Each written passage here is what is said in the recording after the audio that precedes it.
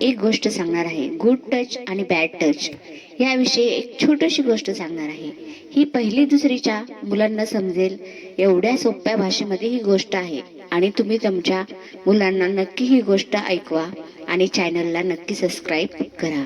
चला तर मग आपण गोष्टीला सुरुवात करूया. दोन मित्र असतात.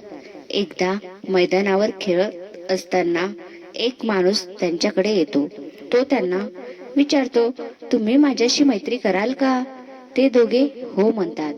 तो त्यांना मैदानाच्या कोपऱ्यात यायला सांगतो. जेव्हा ते मैदानाच्या कडेला जातात तेव्हा तो त्यांना एका गुप्त खेळाविषयी म्हणजे हा खेळ कोणालाही न सांगण्यासाठी सांगतो.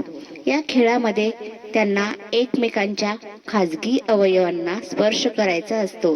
हे ऐकून एक मित्र त्याला म्हणतो, नाही रे, मला हा खेळ खेळायचा नाही, मला तो आवडला नाही. नंतर तो त्याच्या मित्राला म्हणतो, चल आपण येथून पळून जाऊया. तो मित्राचा हात पकडतो आणि ती दोघे तिथून निघून जातात. तो मित्र दुसऱ्या मित्राला सांगतो की त्याच्या आईने त्याला असे खेळ कधीही खेळायचे नसतात असे सांगितले आहे. घरी गेल्यानंतर तो मित्र आपल्या आईला मैदानात त्या माणसाने सांगितलेल्या खेळाविषयी सगळी माहिती आईला सांगतो. आपल्या मुलाने स्वतःहून हे सगळं सांगितलं हे ऐकून आईला बरं वाटलं आणि आईने मुलाला शाबासकी दिली, त्याचं कौतुक केलं. त्यामुळे मुलाला आनंद झाला. मग आई त्या दोघांना सुरक्षेविषयी शिकवते. ती म्हणते, आपल्या शरीराची अवयव सामान्यतः पोहण्याच्या वेळी अंडरवेअर, चड्डी, कमीज किंवा स्लीप यासारख्या अंतर्वस्त्रांनी किंवा आतल्या कपड्यांनी झाकलेले असतात. त्यांना खाजगी अवयव असे म्हणतात. त्यानंतर ती त्यांना सुरक्षा नियम शिकवते. ती म्हणते, एखाद्या व्यक्तीने तुमच्या खाजगी अवयवांना स्पर्श करणे, त्याच्याकडे पाहणे किंवा त्याविषयी बोलणे असुरक्षित आहे.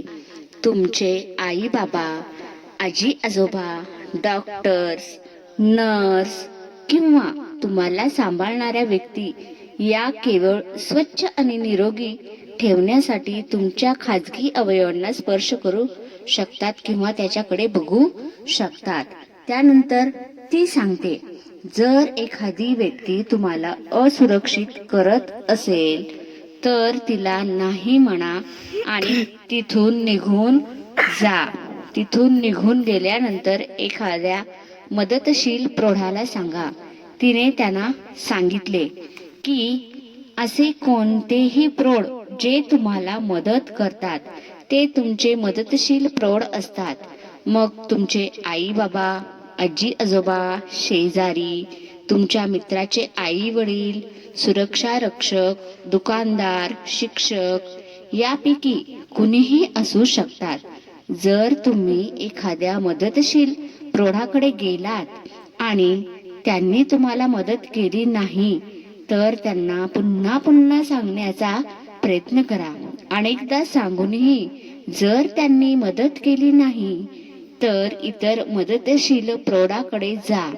जोपर्यंत मदत मिळत नाही तोपर्यंत तुमच्या मदतशील प्रौढांना सांगत राहा. ती पुढे त्यांना म्हणते की त्या माणसाने त्या दोघा मित्रांना खाजगी खेळ खेळायला सांगितले.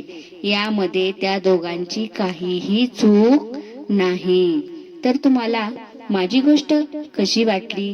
गुड टच आणि बॅड टच हे प्रत्येक मुलाला माहीतच पाहिजे.